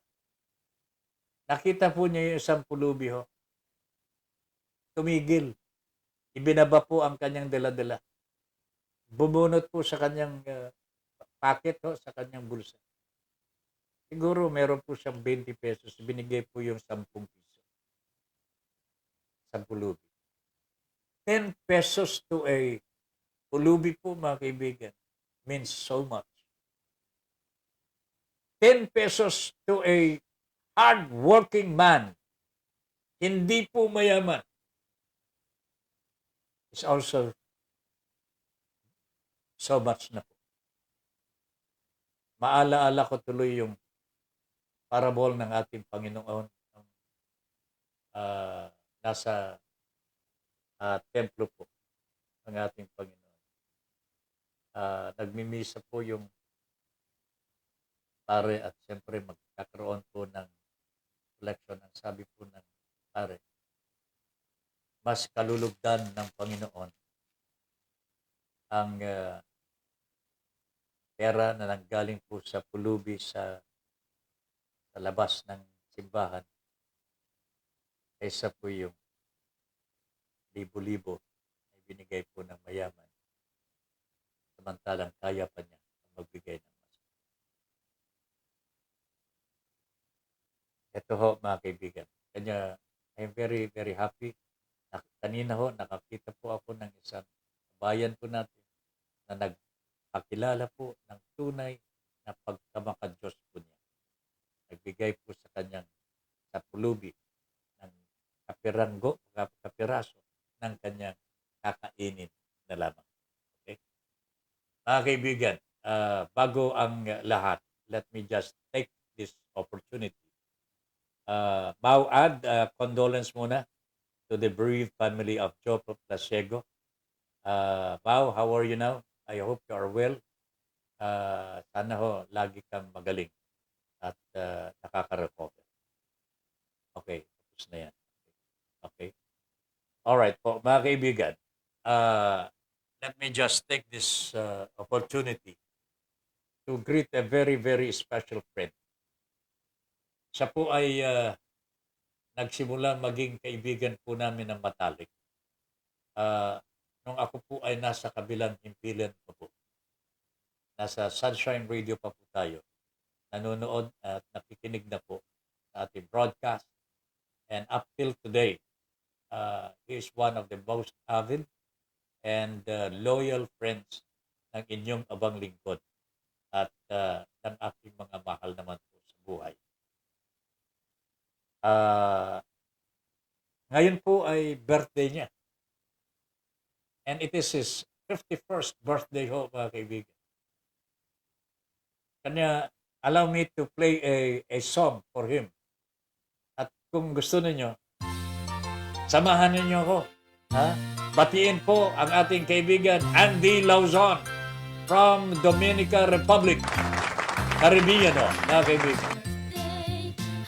Palaging bukas ang kanyang puso para sa mga maralita. Bukas ang kanyang puso para sa kanyang kapwa.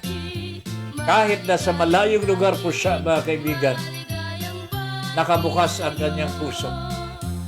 Kung may pangangailangan, nandyan po, nakatugon agad. Mr. Andy Lauzon, happy birthday to you from all of us here sa Broadstream Cast Communicators sa pamamagitan po ng ating Mr. Tony Salaw, ang inyong abang lingkod, Ben Paipon. At siyempre, si Madam Lynn, binabati ka ng isang maligayang kaarawan on your 51st birthday today. Happy birthday! May you have more birthdays to come and more blessings from God. Happy birthday, Andy!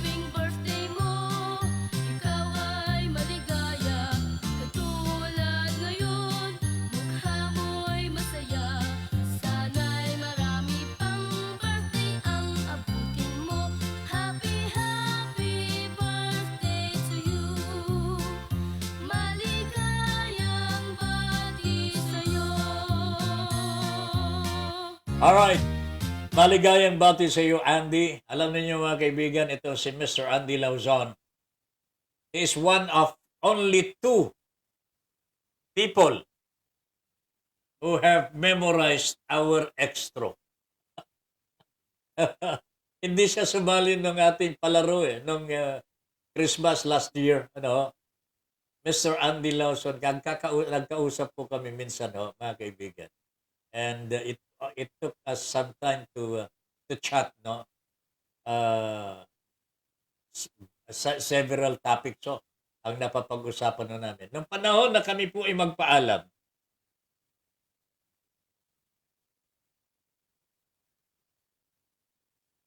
alam ninyo mga kaibigan, nung magpaalaman na ho kami, Sir Ben, sabi sa akin, meron akong sasabihin sa iyo. I hope you will like this. What is it? Andy, what is it? Pumusto ng maganda ho. Parang ano yung pang upo natin pagka nakikita ho ninyo ako mag-broadcast. Ganyan, ganyan, ganyan. Ganyan ang kanyang itsura. Then, ang sabi niya, Ben Pipon here saying thank you very much for allowing us into your homes and for giving us the privilege to be of service to you.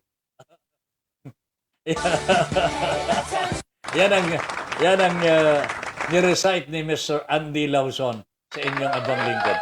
Mga kaibigan, memorized po niya. Kaya sa tuwa ni Miss Lynn, mga kaibigan, who was with me at that time, mga kaibigan. Sabi niya, Tata Ben, dahil na-recite ni Andy ang extra mo at wala naman nanalo ho nung pa-premyo ka, I am going to give this watch to Mr. Andy Lawson. Ayan. Ibinigay nga po mga kaibigan. O ibibigay pa lang pagdating po ni Mr. Lawson, Andy Lawson, sa Pilipinas. So, mga kaibigan. Itong relong ito, ayan, ang ibibigay po para sa kanya. Sapagkat, without us asking him to recite the extra, mga kaibigan, nagawa po niya at yan ay nagpatuwa sa akin talaga. Ang kagalakan ko po ay walang katumbas. Andy Lawson, mabuhay ka and happy birthday. Yan ho mga kaibigan. Terno ho kami. Pareho kami. Bigay ni Miss Lynn. Okay? Thank you very much, Miss Lynn Sakdalan. Alright. Mga kaibigan, nako. Iilan minuto na lamang po ang natitira sa ating programa. But I hope that Mr. Andy Lawson natanggap po yung ating pagbati. And join me in greeting him. Bagamat meron tayong kasama din po mga kaibigan na sumakabilang buhay. Ako talaga namang kung kailan birthday ni Andy, meron naman pong kinuha ng ating Panginoon. Anyway, let us just pray for both of them, mga kaibigan. One for the repose of Joe Plasiego, repose of the soul of Joe Plasiego. And ito isa naman para lalong madagdagan ang biyaya na matatanggap po ni Mr. Andy Lawson sapagkat napakabuting tao itong taong ito. Okay? Areglado. Mga kaibigan, finally for tonight, ano po? Yung COVID po dito sa atin, grabe na po ang nangyayari sa mga hospital natin. Report 7, ang mga hospital ho natin ngayon, hospital beds, fully occupied na. 7 of 10 out of 149 hospitals in Metro Manila occupied ho talaga. 70%. 40 are in danger. 18 of these hospitals are in critical condition mga kaibigan. With at least 85% bed occupancy. Whole 22 is at risk. 85, 22 mga kaibigan. Pagkatapos, ito bibigyan lang tayo ng face mask ng ating Pangulong Duterte. Sa Cordillera, halos ganun din po. Ang talagang tinamaan po ng second wave ng COVID virus na ito. Metro Manila and Cordillera. Nabigat po ang nangyayari dito. Kanya. I hope that our government will focus more on the pandemic. Sa halip na patayan ang inaatupag po nila. I know ho, marami pa rin ho sa ating mga kapulisan ang hindi po gumagaya sa kanilang kapwa. Maalala ko tuloy yung teleserye na probinsyano ho, mga kaibigan. Kaya ho nagugustuhan, pero ngayon wala na po akong panahon na manood po sa teleseryeng yan.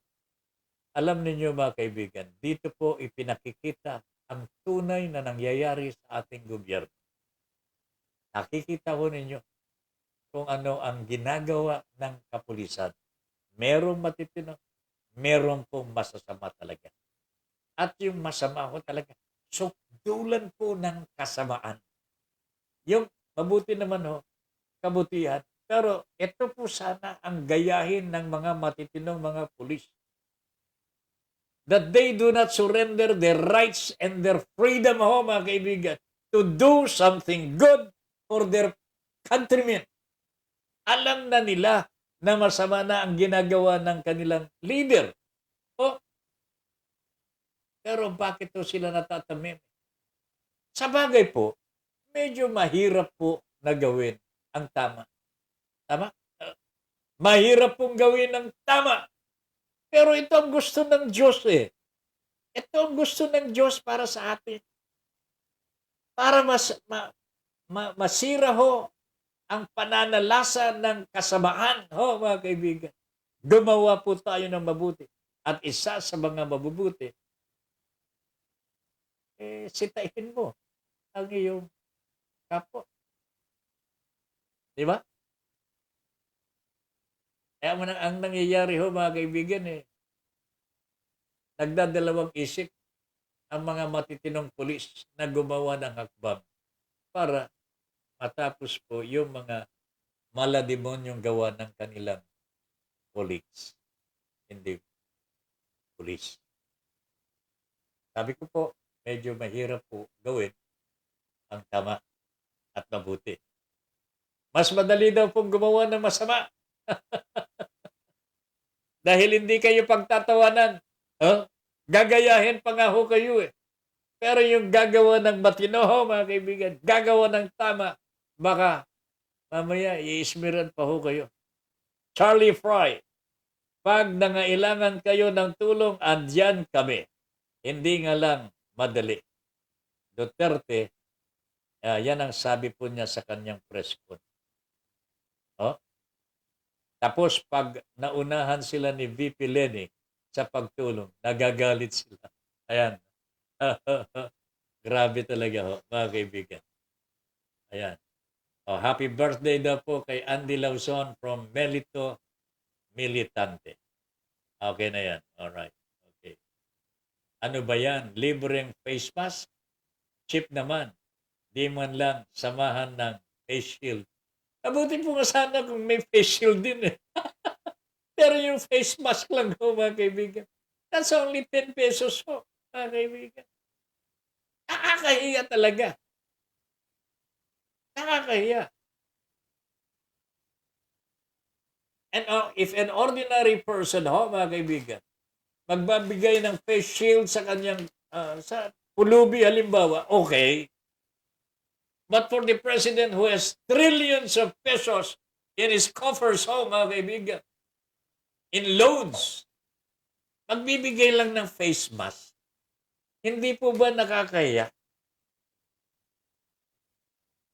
Ano bang klaseng pagkatao meron ang ating Pangulo, mga kaibigan? I cannot understand. I cannot fathom, mga kaibigan, kung ano ang gustong sabihin po ng ating Pangulong Rodrigo Duterte. I am not saying na napakasama na po siya, pero kung ang panawagan ho ng mga hog raisers para kay Dar, Mr. Dar, mag-resign ka na o kaya bumitaw ka na, ganyan din po siguro mga kaibigan. Pagkaganito lamang po ang pinakikitang sistema ng ating Pangulong Rodrigo Duterte. Gawin ninyong totoo yung pagre-resign ho niyo, sir. Baka sakaling may kapalito kayo. magampanan po niya ang kanyang tungkulin. May itaguyod po na wag nang tumagal pa itong COVID sa ating bansa. Tingnan po niyo yung pinaggagawa ng mga kapulisan ngayon, mga kaibigan. Sige, sa transportasyon, mag-i-inspect na raw po sila ng mga jeepneys, mga buses, and so on and so forth. At huhulihin daw po yung mga lumalabag. Naglagay po sila ng curfew para ma-restrict ang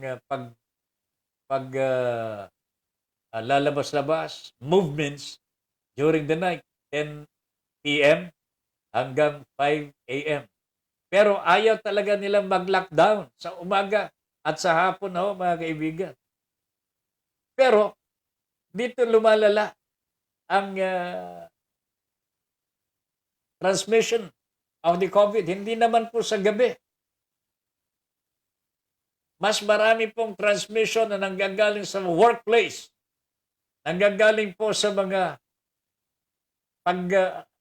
ginagawa nila sinas, mga kaibigan. Ginagawa ng mga pulis doon sa Baler, Quezon.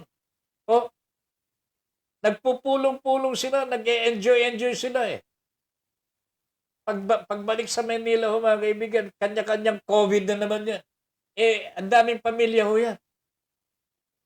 Ang tanong ko dito, mga kaibigan, kung nagka-curfew po kayo sa gabi, ayaw niyong mag-lockdown sa umaga at sa hapon.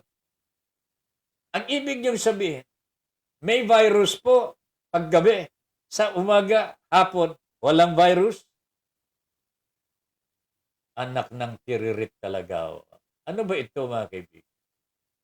Sa akin pong tingin, kung sakasakali man mga kaibigan, na pag-aaralan mabuti ng mga bossing natin sa IATF. Sa nga pala sino bang mga miyembro ng IATF? Mukhang puro general eh. Wala naman po yata mga doktor talagang bihasa eh. Ha? Mga pinagkakatiwalaan ni Digong puro mga general mga kaibigan. Ito mga general na naghahasik ng gulo dito sa ating mundong ibabaw mga kaibigan. Sila po ang gumagawa ng gulo ngayon. Nakatikim na naman po ng biyaya ang mga general ng militar, mga kaibigan. Kanya gulo ang nangyayari po sa ating bayan. Ngayon, ano itong ginagawa po nila sa umaga at hapon? Alang lockdown, mga kaibigan. Pero naghahabol po sila ng mga lumalabag sa mga health protocols. Pagkatapos pakukulong. Ano ito? Bakit hindi na lamang po ninyo i-lockdown at matulog na rin kayo? Magsakripisyo tayo 2 linggo. Walang labasan. Pero, tiyakin ng gobyerno na sustentuhan for 2 weeks ang taong bayan. Huwag face mask ang ibibigay lamang. The government has enough funds for this, mga kaibigan, but they won't spend any single cent for the betterment of our country, mga kaibigan. That is one thing for sure. Ayaw nilang gumastos sapagkat ang kanilang inutang na umaabot na po sa trilyones, mga kaibigan, is intended for 2022. That is a reality now, mga kaibigan. Sa nakikita po natin nangyayari sa ating bansa, ang lahat ng mga gawain ng gobyerno ay nakaukol na po sa 2022. Hindi ko alam kung ano po ang mangyayari po sa atin. Kaya gusto ko sanang pag-usapan natin ng konti itong nangyari po sa Palawan. Sapagkat napakahalaga ito eh. Alam po ninyo, mga kaibigan, dalawang grupo ang nagtalo dito sa plebisito sa Palawan. Si Golayat at saka sino yung kalaban ni Golayat? Yung maliit na tao. May pangalan yun eh. Wala? Anyway, ang kalaban ni Golayat maliit lang. May tirador.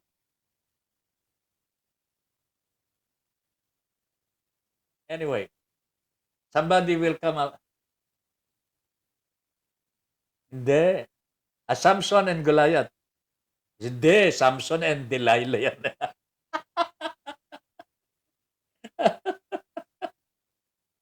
Palagay ko merong David and Goliath. Yeah. Wala yan. David and Goliath. Thank you very much. Maraming salamat po. Samson and Delilah. Okay, dalawang grupo yan. Nagtalo po sa ano. Walang maniniwala ho mga kaibigan na mananalo si David sa Palawan. Because of the finances, because of the funds, yung mga ginamit po ng mga kasama ni Goliath ho mga kaibigan.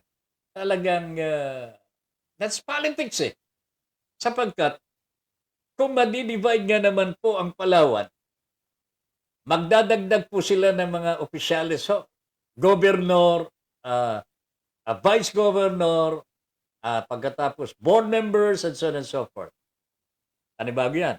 And then meron pong mga munisipyo sa bawat probinsya 3 probinsya yan. Madadagdagan po ng maraming mga opisyalis. Alam ninyo mga kaibigan, mas malaking gastos ang mangyayari. Pangalawa, ang kikita lamang po dyan ay hindi naman po yung taong bayan. Kung hindi, yung mga opisyalis. Katulad po yung nangyayari ngayon, mga kaibigan. Kanya, nakita ko mga kaibigan, na ang taong bayan, nakikita na po ito. Kaya bumoto po sila sa no, sapagkat nakita po nila ang logic ng rason. Yung rason na ginamit po ng samahan po ni David.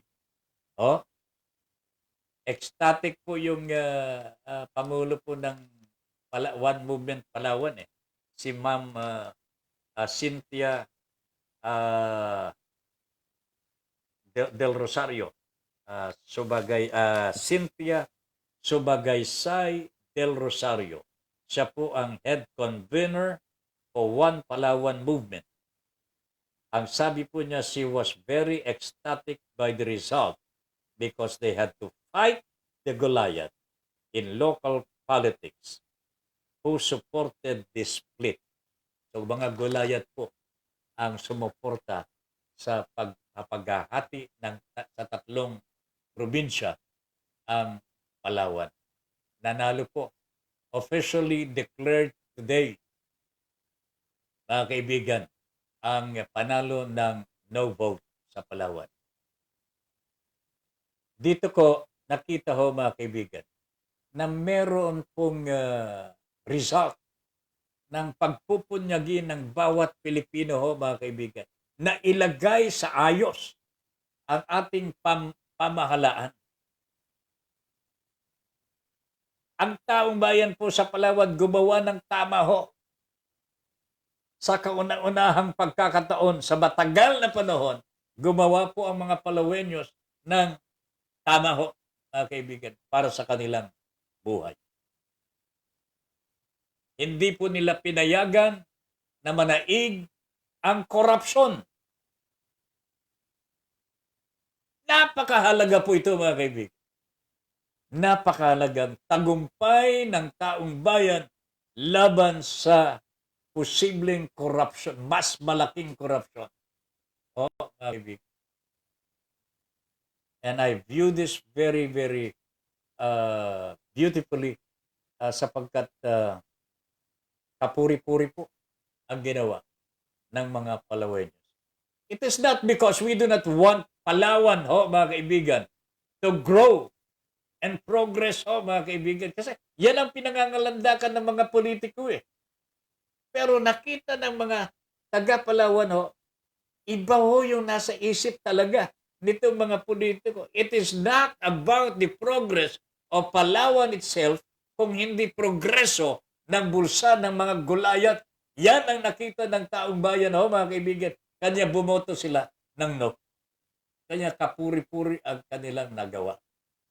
Sana anong tawag nito? Yung ma-duplicate po sa ibang mga lugar na Tapusin na ho natin itong pagsasamantala. Tapusin na ho natin itong korupsyon ho, mga kaibigan, na hindi mapuksa-puksa ng Pangulong Duterte. Siya pa yata Pangulo eh. Tama. Siya nga pa nga, siya Pangulo ho eh. Siya Pangulo talaga eh. Di ba? Hindi niya mapuksa-puksa eh. Parang yung droga ho. Parang siya ang drug lord. Hindi naman ho ganon. Pero, bakit hindi mapuksa? Hindi kaya? Kala ko kayang-kaya ho, mga kaibigan. Pinapaniwala pala tayo sa hindi tama. Hindi pala posible. Paano kung sabihin ni Ma'am Leni Robredo, kaya niya yan? Paano ngayon yan? Magre-resign ba si Duterte ho? Ay, huwag ko ba?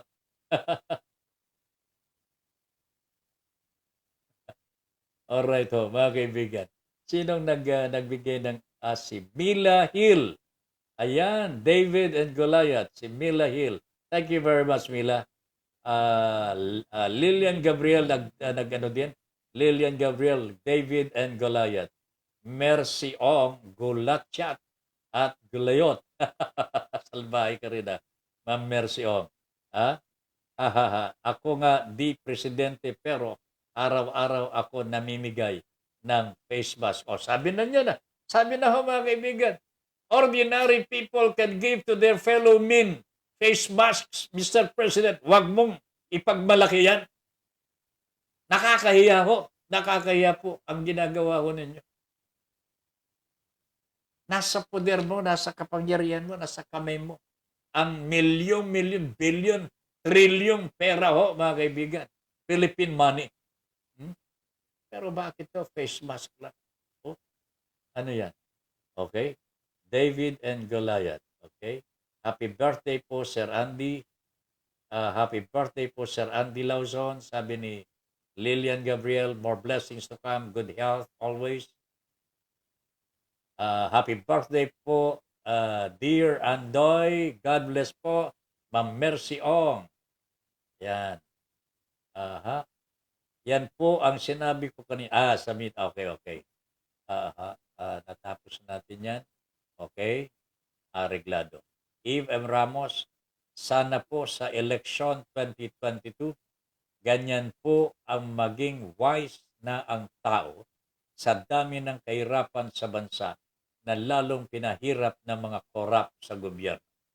That is the message I wanted to say to our people today, Eve.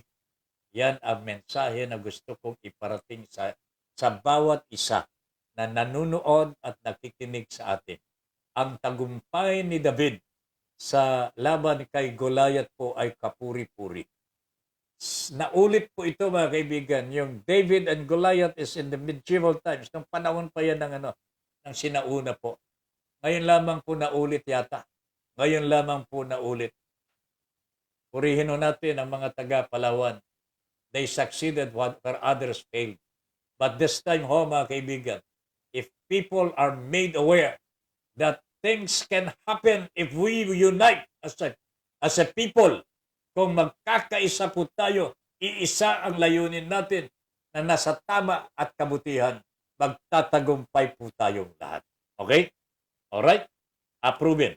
So, mga kaibigan, wala na tayong oras, tapos na naman po ang programa ho natin. Di bukas tayo ulit. Pero bukas, mauuna po ako doon sa Radyo Pilipino. Sana masusundan din po ninyo ako doon. At as always, nag-share po kayo, nagla-like po kayo sa programa natin dito. Sana ganun din po. At madagdagan po ang mga manunood, makikinig, makikinabang sa ating programa. One for all for one. Yan ang sabi ni Ma'am Lillian Gabriel.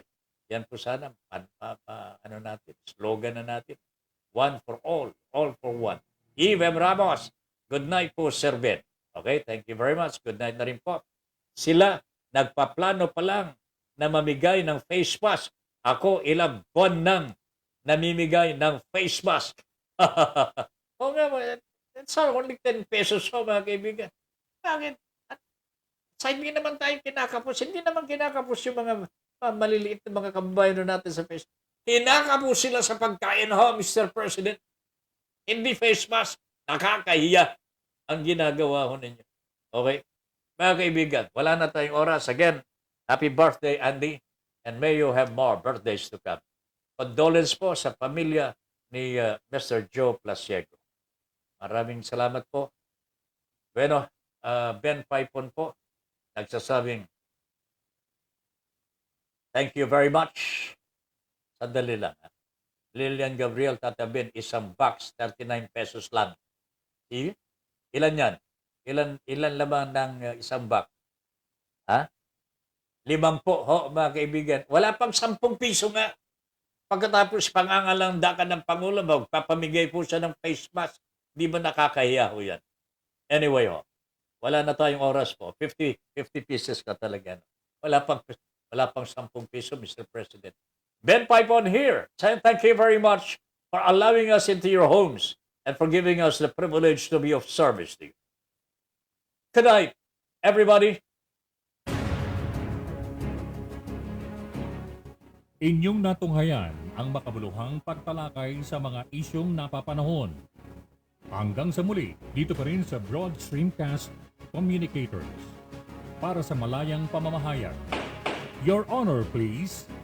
Maraming salamat po.